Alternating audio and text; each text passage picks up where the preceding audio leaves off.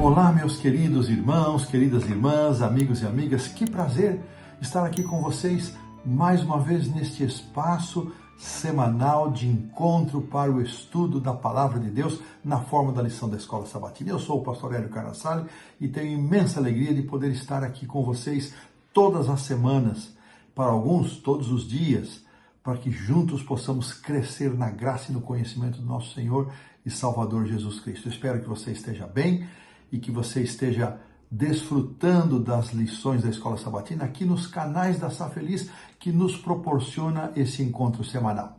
O link que aparece aí na tela, você já sabe, você que está chegando agora, você que ainda não fez a sua inscrição, se você se inscrever nesse link, você vai receber no seu WhatsApp o acesso direto ao estudo da lição e vai ter facilidades para enviar seu comentário, para postar o seu pedido de oração e também para compartilhar. Nós temos incentivado essas três ações. Coloque seus comentários, faça os seus pedidos, compartilhe. A Sá Feliz mantém uma equipe de intercessores, mas o que eu acho mais fantástico não é a equipe da Sá Feliz, que ora que já é maravilha, mas é que nós podemos orar uns pelos outros. Isso é maravilhoso, porque faz com que nós nos sintamos como uma verdadeira família espalhada pelo mundo onde se fala o português, e até alguns que falam espanhol participam conosco. Então, oremos uns pelos outros, pelos pedidos postados e por aqueles que mesmo sem postarem os pedidos, nós sabemos que passam lutas e dificuldades. Compartilhemos, irmãos, há pessoas que somente receberão este conteúdo se alguém compartilhar. E a essas pessoas que recebem o compartilhamento, que não estão inscritas no nosso canal, que não têm acesso ao canal, o meu forte abraço, o meu carinho e o meu incentivo para que você possa continuar conosco estudando a Palavra de Deus. Nós estamos avançando no estudo das lições da Escola Sabatina deste primeiro trimestre de 2026, que tem como título Cristo em Filipenses e Colossenses. Nós estamos agora entrando na quinta lição, que tem como título Brilhando como Estrelas na Noite. E esse é o conteúdo que vamos estudar. Mais uma vez, apenas do livro de Filipenses, apenas da carta de Filipenses, versos 12 a 30. Não estudaremos nenhum conteúdo de Paulo aos Colossenses nesta semana. E antes então de irmos para o verso para memorizar e para as lições de cada dia, eu convido você a uma palavra de oração. Curve sua fronte, feche seus olhos, ore comigo. Senhor Deus, Pai nosso, nós elevamos a Ti a nossa palavra de oração, a nossa prece para agradecer, Senhor, por tantas promessas cumpridas em nossa vida, por Teus cuidados e proteção, mas acima de tudo, porque o Senhor prometeu enviar o Espírito Santo como Consolador, que estaria para sempre conosco e que haveria de nos guiar a toda a verdade. E é essa bênção que nós suplicamos, a sabedoria, o entendimento e a graça vinda do alto, dada pelo Espírito Santo, para que tenhamos entendimento daquilo que vamos estudar e um coração disposto a viver segundo aquilo que aprendemos da Tua Palavra. Essa é a nossa prece. Ouve a nossa oração e abençoa-nos e responde-nos segundo a infinitude da Tua misericórdia. Nós oramos em nome do Senhor Jesus. Amém. Brilhando como estrelas na noite, já mencionamos, é o título, e o verso para memorizar vem de Filipenses 2, verso 14. Ele aparece aqui na lição, na nova versão internacional, que nós voltaremos depois a considerar na segunda-feira, e o verso diz assim: façam tudo sem murmurações nem discussões, para que se tornem irrepreensíveis e puros filhos de Deus, inculpáveis no meio de uma geração perversa e depravada, na qual vocês brilham como estrelas no mundo. Não é só o 14, sim o 2, 14 e 15. Voltaremos nessa porção na segunda-feira. Interessante, irmãos, que encontramos muitas instruções no Antigo Testamento onde Deus orientou o seu povo no passado, os hebreus, para que vivessem em obediência e em harmonia com os preceitos, com os estatutos, com os princípios que Deus havia dado a eles por meio de Moisés, repetido depois pelos profetas e pelos líderes espirituais do povo de Deus. Deus queria que, por meio da conduta deles, as nações em volta observassem e vissem que aquela gente era um povo sábio, gente de entendimento, e com isso pudesse se interessar em saber por que eles se destacavam. E ao ver o seu testemunho, ao ver também a sua prosperidade, a sua lavoura, o seu gado, a sua sabedoria, o seu entendimento, eles seriam atraídos para o conhecimento do Deus verdadeiro. No Novo Testamento, séculos depois, Jesus fez uma declaração muito interessante: eu sou a luz do mundo, João 8, verso 12.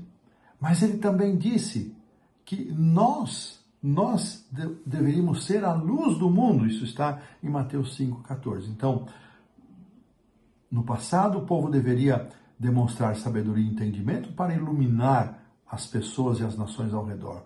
No Novo Testamento, Jesus vem como a luz do mundo, reproduzindo textos do profeta Isaías, 42:6, 49:6.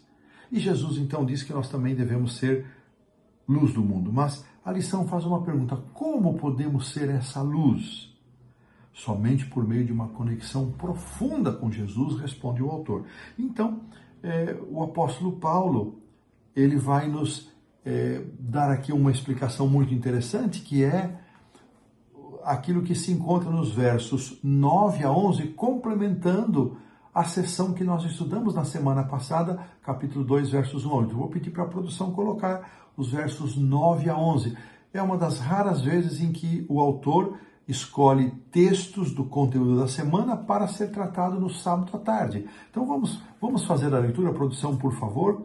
Vamos ler na Almeida Revista Atualizada, segunda edição. Pelo que também Deus o exaltou sobremaneira e lhe deu o nome que está acima de todo nome, para que ao nome de Jesus se dobre todo o joelho, nos céus e na terra e debaixo da terra, e toda língua confesse que Jesus Cristo é Senhor, para a glória de Deus Pai. Muito interessante estes 3 versos que completam a sessão estudada na semana passada. E nós encontramos aqui, irmãos, no comentário bíblico adventista, no volume 7, na página 142, um comentário muito interessante a respeito desta frase que aparece no verso 9, de que Deus o exaltou sobremaneira. O comentário bíblico diz assim, que devido ao esvaziamento de Cristo, mencionado no verso 7, Deus pôde erguê-lo a uma posição ainda mais gloriosa do que a que ele desfrutava antes da encarnação. Olha, isso aqui para mim foi um aprendizado. O Filho já era glorioso antes, mas a humilhação voluntária acrescentou glória a Jesus. Olha que coisa, fiquei assim impressionado com essa percepção. Esses triunfos somam inestimável peso de glória eterna ao Filho de Deus. E Paulo utiliza aqui um tempo verbal passado, Deus o exaltou, uma ação passada, indicando que essa exaltação já havia ocorrido, e o comentário então explica que no mais pleno sentido ela ocorreu na ascensão do Salvador, quando Jesus retornou às cortes celestiais e recebeu a devida adoração. Isso é também confirmado no livro Desejado de Todas as Nações. Que percepção muito linda de que a humilhação de Cristo acrescentou glória. Para a gente pensar, né, irmãos, como a humildade acrescenta glória, acrescenta louvor a Deus. Então, esta palavra aqui do verso 9. E no verso 10, para que ao nome de Jesus se dobre todo o joelho. Então, o comentário bíblico aqui na página 143, ele vai confirmar, na página 140, mesma página, perdão, de que neste versículo Paulo utiliza uma frase de Isaías 45, 23. Vou pedir para a produção colocar aí, por favor, eu vou achar aqui a segunda parte. São duas linhas finais, eu achei isso muito interessante. Só localizar aqui Isaías 45, 23. E são as duas linhas finais, produção, do verso 23 do capítulo 45, começando ali com a palavra diante de mim. Então, essa linha final. Diante de mim se dobrará todo joelho e jurará toda língua. Então, Paulo se vale deste texto de Isaías 45, 23, e isto aqui, de acordo com o comentário bíblico, aplica a última adoração universal que será dada ao Salvador, e estas palavras ainda não se cumpriram, diz o comentário, mas é uma segurança de que virá o tempo em que toda criatura reconhecerá a supremacia de Cristo. E aqui então, citando o grande conflito, páginas 666, 670, ainda não nessa versão atualizada da capa cinza, ainda da capa vinho, nos diz que essas palavras ocorrerão, essa frase vai ocorrer quando o grande conflito terminar e todos, incluindo Satanás e seus seguidores, se ajoelharem aos pés de Jesus e admitirem que os caminhos de Deus são justos. Então, o comentário traz que o cumprimento de Filipenses 2:10 se dará, então, no final do milênio, quando todos os justos estiverem dentro da cidade, todos os ímpios já ressuscitados antes da destruição final, todos se dobrarão diante de Jesus, reconhecendo a sua justiça. E essa expressão, irmãos, e toda língua confesse que Jesus Cristo é o Senhor para a glória de Deus. Então aqui o comentário também faz uma observação bem interessante, de que Jesus Cristo é Senhor e Ele traz glória a Deus. Ele viveu para a glória de Deus, para que toda a criação do Pai pudesse dar glória a Deus, a glória devida ao seu nome. Seus seguidores, nós, portanto, deveríamos viver com esse mesmo propósito. Será que a nossa vida tem como propósito glorificar o nome de Deus? Uma expressão aqui, irmãos, que aparece ainda no verso 10, eu passei por ela, mas volto agora, que pode ser intrigante para alguns, para que ao nome de Jesus se dobre todo o joelho nos céus, na terra e debaixo da terra. O que isso significa?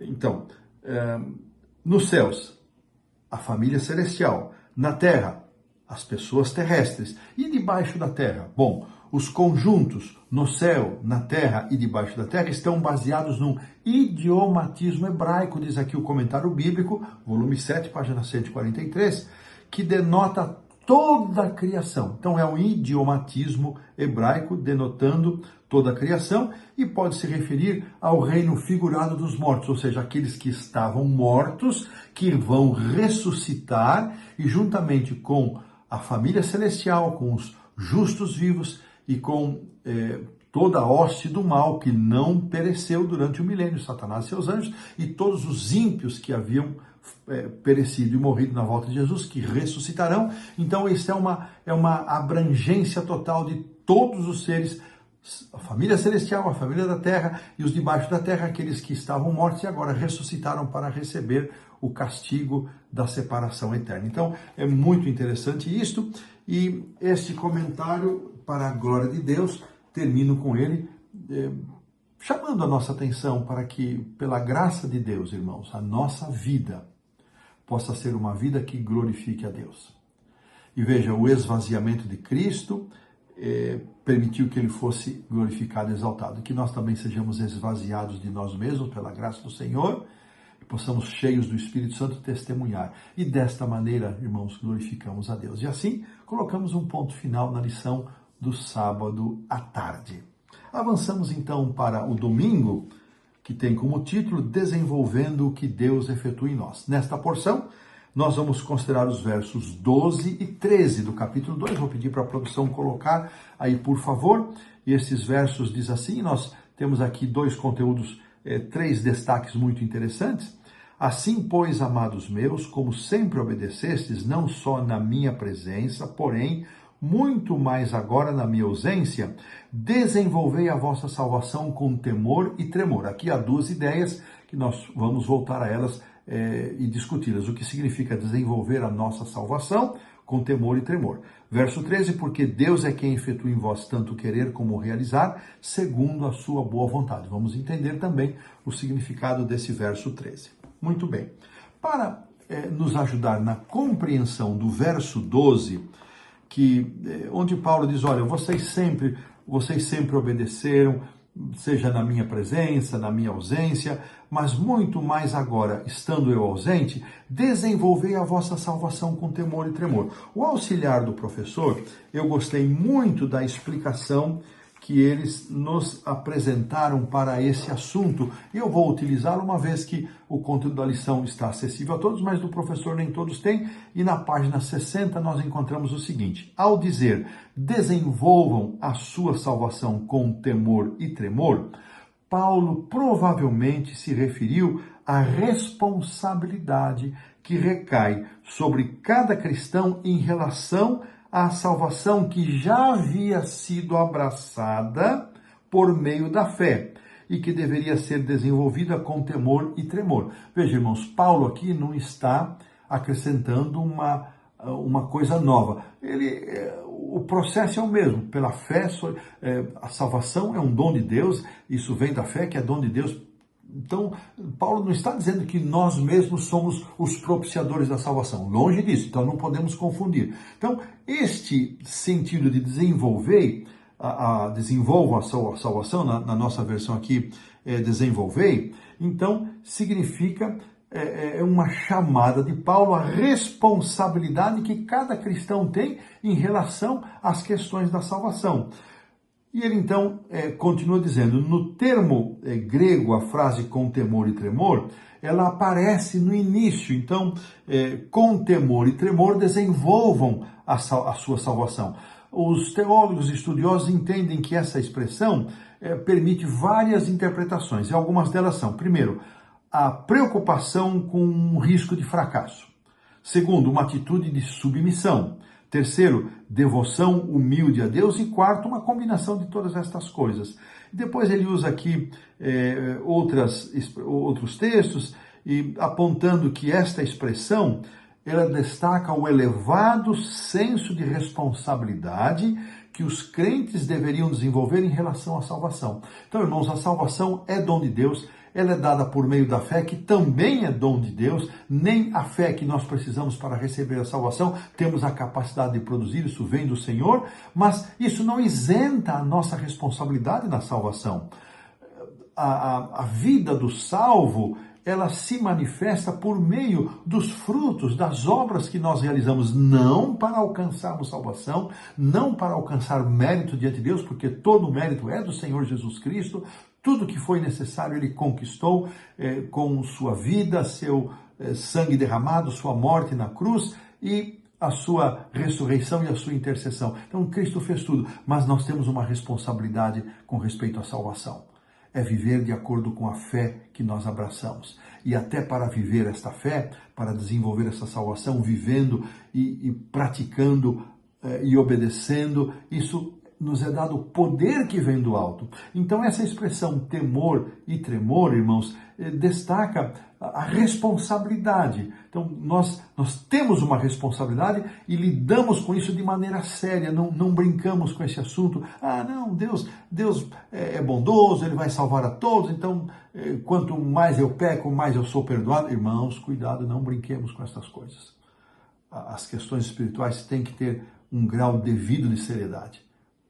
E nós vamos nos compenetrar disso. Então, essa expressão eu achei muito oportuna, essas explicações dadas aqui no auxiliar do professor, e voltando aqui para o conteúdo da lição, o autor enfatiza, olha, isso aqui não é diferente do que Paulo expôs aos Romanos, que é uma carta, e Gálatas também, que tratam muito da questão da fé, da justificação pela fé, é o que ele sempre pregou. Agora, não há dúvidas, irmãos, e nós não podemos ter dúvida de que salvação é obra de Deus. Nós não temos crédito e nem mérito.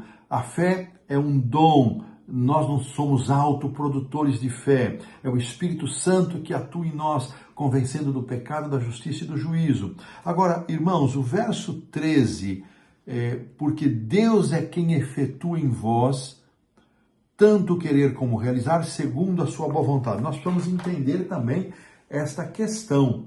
E eu vou recorrer aqui ao comentário bíblico, volume 7, vou recorrer aqui à página 144. Eu gostei aqui desta expressão, onde nós vamos encontrar o seguinte: a salvação não é pelas obras, mas deve ser desenvolvida, ainda em relação ao texto passado. Ela decorre apenas da mediação de Cristo, mas ela é vivida por cooperação pessoal. Esta expressão faz muita diferença.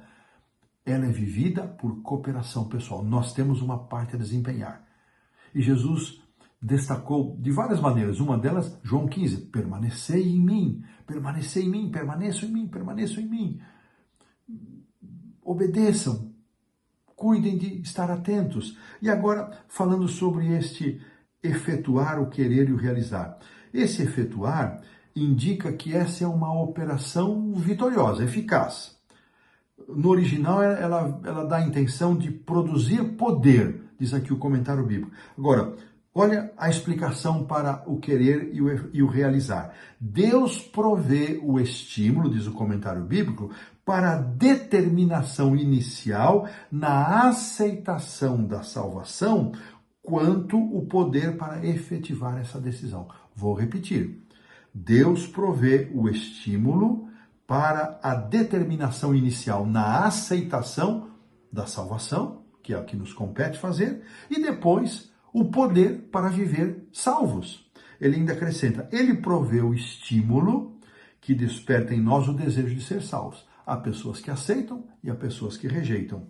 Nos capacita a tomar a decisão de alcançar a salvação e nos supre com a energia para efetivar a decisão para que a salvação seja realizada em nossa vida. Eu gostei muito, achei isso aqui muito claro, somando então ao que a lição nos diz, de que o Espírito de Deus opera em nós, a lição confirma isso, né? Habilitando a nossa vontade para escolher o que é certo. Então o Espírito Santo nos desperta. É dessa maneira, quando nós aceitamos as provocações, vamos dizer assim, do Espírito Santo, é dessa maneira que nós desenvolvemos a salvação, aquilo que Deus efetua em nosso interior, e nós vamos passando por uma transformação, nós vamos sendo santificados, nós vamos desenvolvendo o fruto do Espírito.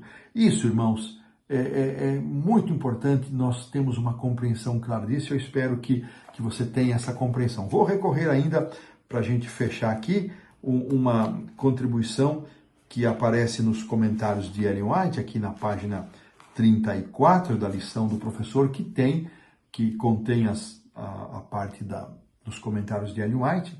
Se você deseja isso, você tem que escolher a lição do professor com os comentários de Ellen White.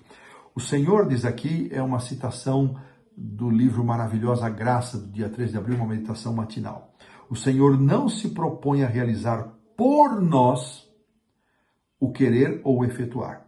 Então, veja, o Senhor não se propõe a realizar por nós, em nosso lugar, não é isso. Sua graça é dada para operar em nós o querer e o realizar, para despertar em nós, para nos provocar, para dar o start, não é?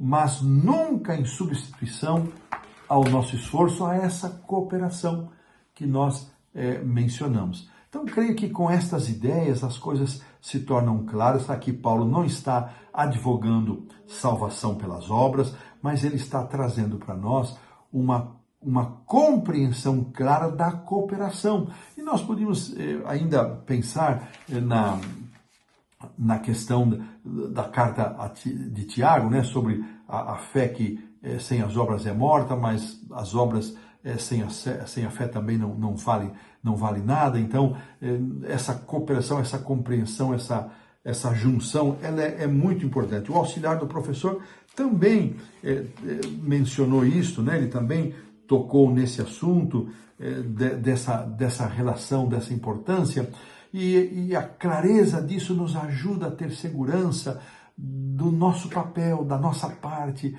não para sermos salvos, mas da cooperação, o nosso esforço, a nossa aceitação de buscar a Cristo, de manter comunhão com Ele, de renovação de propósitos diário, em oração, estudo da palavra, testemunho, que nos aproximarão de Deus e nos ajudarão a nos desenvolver e a crescer na graça e no conhecimento. E desta maneira, colocamos um ponto final na lição da segunda-feira. Avançamos então para um ponto final na lição do domingo. Vamos então agora para a segunda-feira. onde vamos estudar Luz em um Mundo Escuro.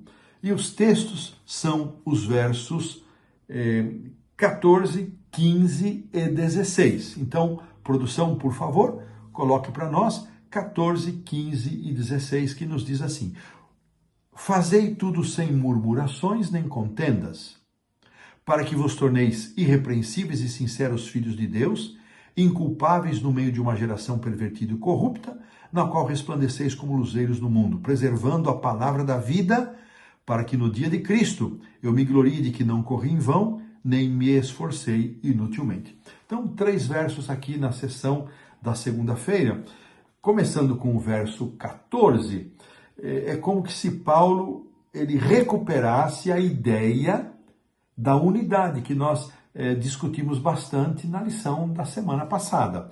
É como se Paulo estivesse retornando. É um lembrete de Filipenses 1, 27, um lembrete também aqui dos versos iniciais do capítulo 2.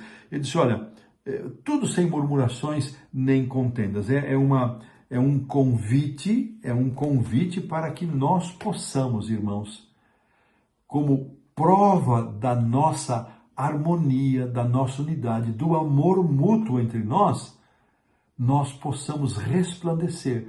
Não é possível resplandecer, não é possível iluminar, não é possível cumprir este propósito se nós estivermos em desunião. Isso faz todo sentido. Então, Paulo resgata esse conceito e ele então aqui vai apresentar três palavras que na versão Almeida Revista e corrigida segunda edição aparecem como a expressão irrepreensíveis, sinceros e inculpáveis. São 3 expressões. Vamos recorrer a elas. Irrepreensíveis, a lição diz, significa sem culpa ou falta.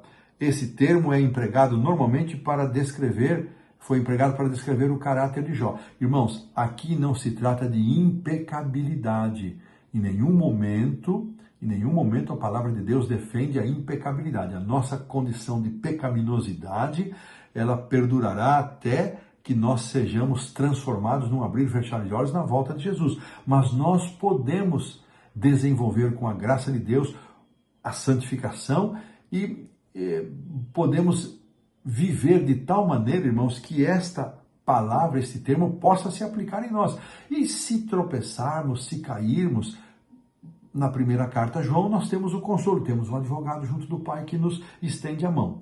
O segundo termo, que para nós aqui na minha versão aparece sinceros, a lição destaca aqui como puros, significa não misturado, não contaminado. Então, irrepreensíveis, ou seja, sem culpa, sem falta. E normalmente aqui, irmãos, o termo mais forte aqui é aquele pecado intencional, aquela dolosidade, aquele dolo sempre intuitivo que marca o pecador, que marca o ímpio. A natureza do cristão pecaminosa, ela fica subordinada à sua natureza espiritual. E ela deve frutificar de acordo com essa natureza. E se em algum momento, por um descuido, um tropeço, um vacilo, um desligamento da nossa comunhão, nós tropeçamos, Deus nos socorre. Então, o crente, ele não vive na prática do pecado. Esse não é o sentido que Deus espera de nós. Deus espera que nós vivamos de acordo com os ensinamentos da sua palavra. E esta expressão de sinceros ou puros, não misturados. E o terceiro, que é inculpáveis, ele tem a ver com uma reputação respeitável, o que isso resulta. Então, agindo de forma irrepreensível, sincero e sincera, nós então teremos uma boa reputação no meio de uma geração pervertida, ou seja, nós vamos viver de tal maneira que, sendo inculpáveis, sendo sinceros, em unidade com os irmãos, nós vamos então poder ser luz neste mundo tenebroso, neste mundo de escuridão. E a lição trouxe aqui no segundo parágrafo da segunda-feira a ideia de que numa noite sem luar, longe das luzes, as estrelas se tornam mais visíveis e parecem brilhar com maior intensidade. Num mundo escurecido pelo pecado, manchado de escuridão pelo pecado, a vida dos filhos de Deus irrepreensíveis, sinceros, sem mistura, um caráter puro, ela vai aparecer. Ela vai aparecer. E a lição faz um desafio para nós, irmãos. Não devemos ter medo de ser diferentes. A nossa fé deve nos distinguir cada vez mais. O nosso objetivo é brilhar como as estrelas no firmamento, de acordo aqui com esse texto de Filipenses, como luzeiros no mundo. E é interessante, irmãos, que esse desafio, então a lição fez essa introdução, né? Ligando lá com o testemunho dos hebreus para as nações, Cristo como luz do mundo, nós devemos ser a luz do mundo, e Paulo então está dizendo como é que nós vamos ser luz do mundo? É vivendo de acordo com os princípios que nós abraçamos, uma coerência de vida. Não só no quadrilátero do templo, não só nos domínios do templo, mas em tudo aquilo que marca a nossa vida. Onde compramos, onde vendemos, onde trabalhamos, onde viajamos, onde saímos, onde entramos. E esse é o desafio, não restringir o nosso cristianismo, não acender a nossa vela do cristianismo só quando estamos na igreja, mas ela deve permanecer acesa o tempo todo, onde quer que estejamos, e a nossa vida deve ter essa coerência. E aqui Paulo, então, no verso 16, vai nos dizer como isso é possível. Eu achei essa interpretação muito linda, preservando a palavra da vida. Aqui entra mais uma vez a palavra de Deus. A centralidade da palavra de Deus na vida do cristão.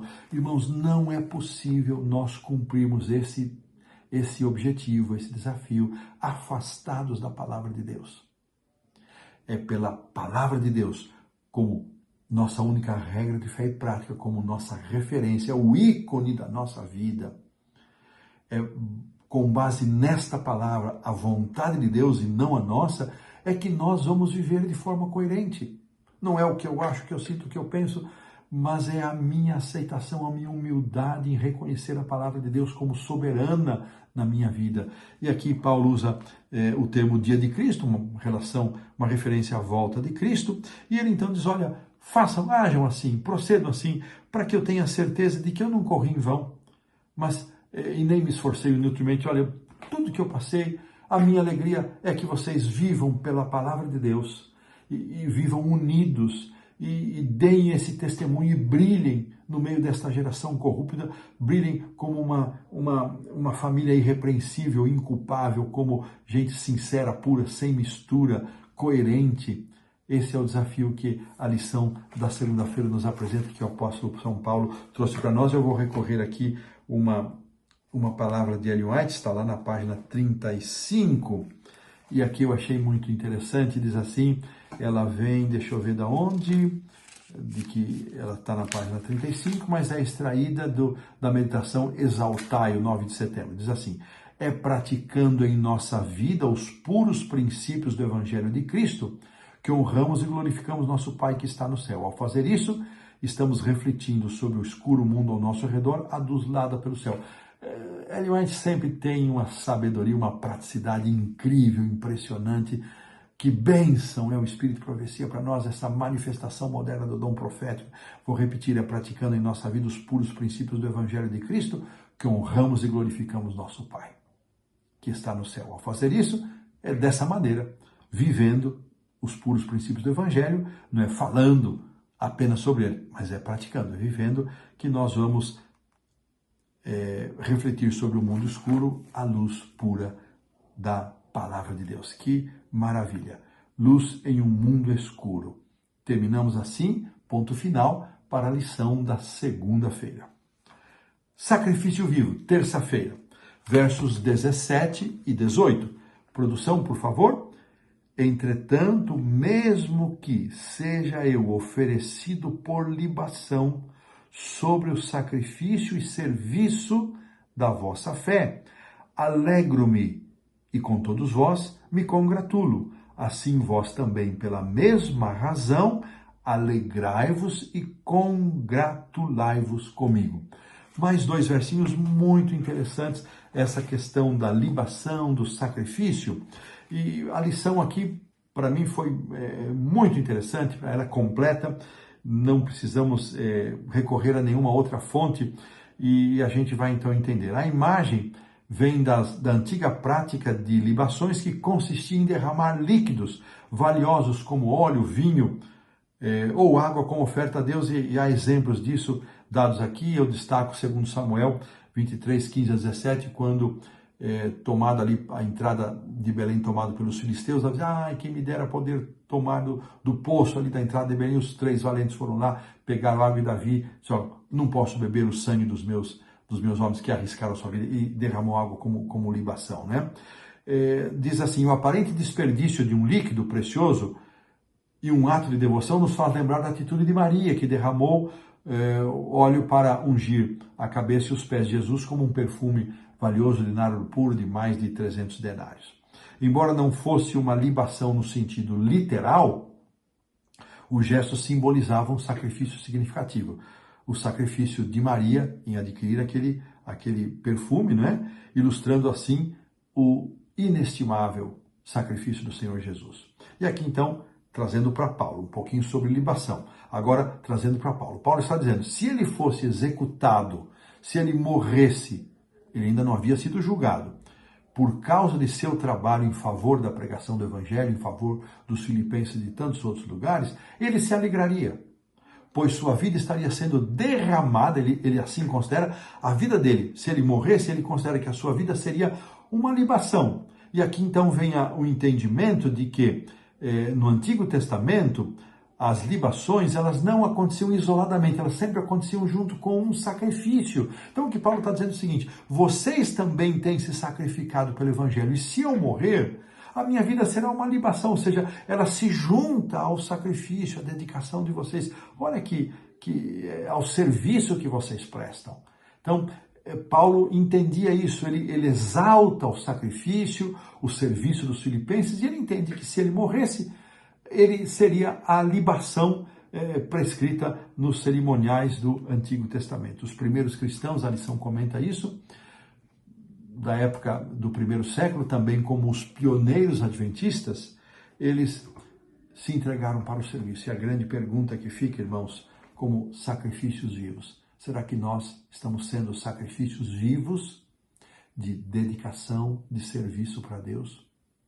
Estamos aceitando o chamado que Deus nos faz, não só para pertencermos à igreja, estarmos em comunhão com Cristo, mas para padecermos por Ele, para pagarmos o preço de testemunharmos por esse Cristo, pagando o preço do nosso, muitas vezes, de quebrar o nosso conforto, a nossa comodidade. Então essa lição é um chamado para nós, irmãos, para nos lembrarmos que todos nós somos chamados a um serviço no ministério, a um serviço na obra que o Senhor nos dá a realizar. Então, que Deus nos abençoe. Lembramos sempre isso, irmãos.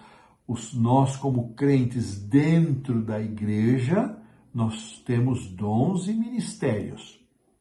Romanos 12, 1 Coríntios 12, Efésios 4 tratam desse assunto abundantemente. Mas nós temos uma missão a cumprir.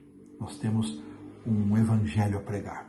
Então, não nos contentemos apenas nos dons ministeriais, mas avancemos para a pregação do Evangelho e que estejamos dispostos, irmãos, a sacrifício, a quebrar a nossa comunidade. Que Deus nos abençoe para isso. Será que estamos cumprindo isso? Desta maneira, colocamos um ponto final na lição da terça. As lições da quarta e a quinta, irmãos, são duas lições muito lindas. Uma trata sobre Timóteo, da quarta-feira, e da quinta-feira sobre Epafrodito. Então, vamos começar com Timóteo. Eu gostei muito, irmãos, do resumo que fez o auxiliar do professor sobre Timóteo, na página 61, na coluna da direita, diz o seguinte, que a partir do que Paulo fala sobre Timóteo, é possível destacar algumas qualidades de Timóteo. Então, primeiro, Paulo retrata a Timóteo como alguém que tinha o mesmo sentimento, importava-se sinceramente com os outros, buscava os interesses de Cristo, possuía um caráter aprovado, que é o título da lição da quarta-feira, e demonstrava uma atitude de serviço.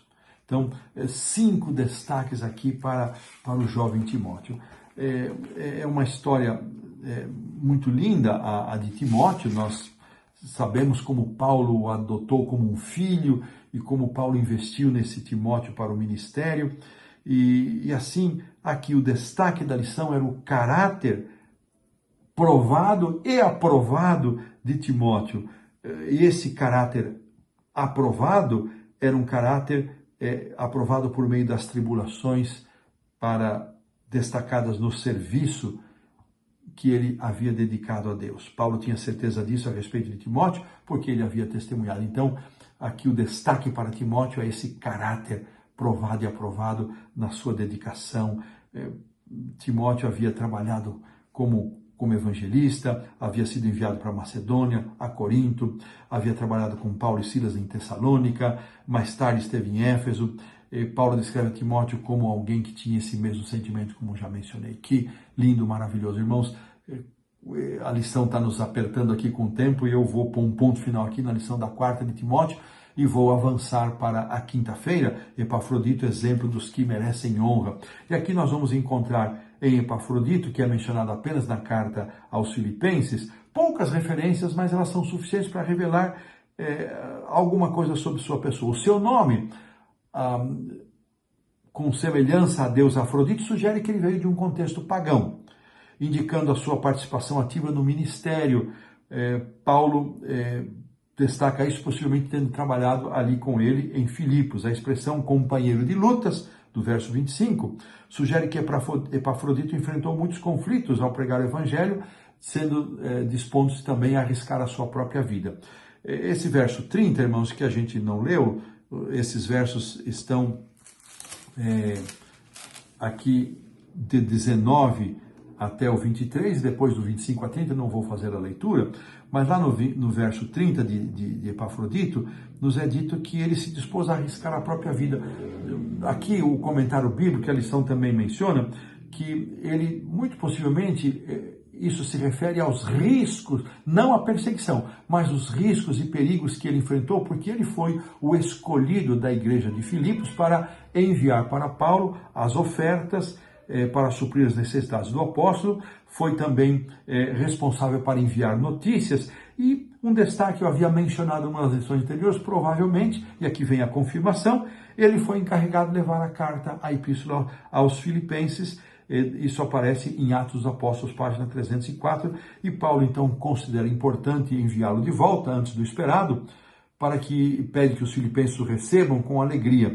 E aqui esse destaque, né, irmãos, é que Paulo desejava tranquilizá-los sobre a sua situação na prisão. Ele queria que eles soubessem que ele estava bem, que ia tudo bem e que ele estava apenas ali buscando glorificar a Cristo, tentando pregar o Evangelho e se dispondo a viver ou a morrer, como já estudamos. E esse termo que aparece no verso 29, honrai sempre a homens como esse, essa expressão que Paulo pede que a igreja faça com Epafrodito, aparece poucas vezes no Novo Testamento, e ela é uma indicação da qualidade, da fibra deste cooperador, deste homem, desse irmão que foi Epafrodito. Ele, para ser incluído aqui, ele realmente deve ter deixado um piedoso e maravilhoso exemplo de fidelidade, e desta maneira colocamos um ponto final na lição da quinta-feira.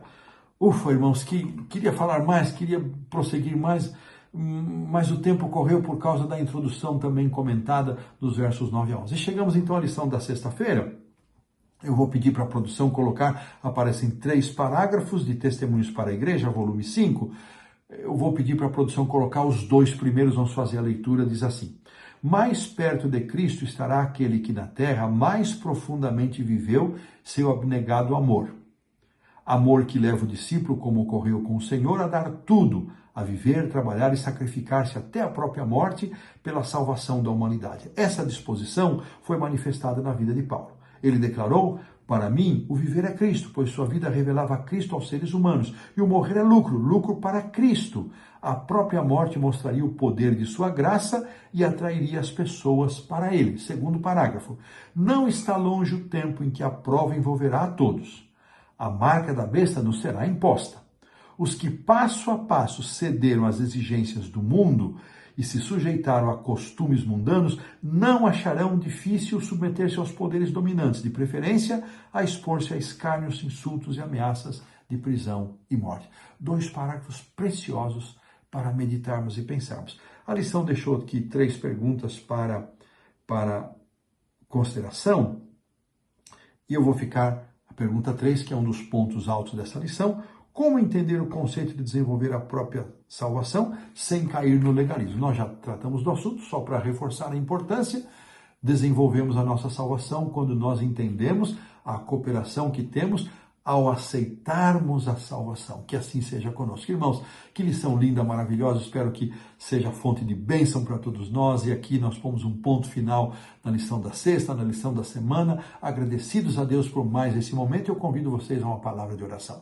Senhor Deus, Pai nosso, que Tua mão poderosa nos guie, nos abrace, Senhor, com os Teus braços de amor, nos guarde e proteja em nosso caminhar, nos ajude, Senhor, a sermos luzes neste mundo tenebroso, que possamos estar amparados em Tua palavra e viver pelo exemplo do Senhor Jesus Cristo, pelo exemplo de pessoas maravilhosas como Paulo, Timóteo, Epafrodito, a seguirmos nessa caminhada. Que a Tua graça seja sobre nós, abençoa-nos ao redor do mundo onde estivermos, em nome do Senhor Jesus. Amém. Forte abraço, uma feliz semana para todos e que Deus nos abençoe e até a próxima lição.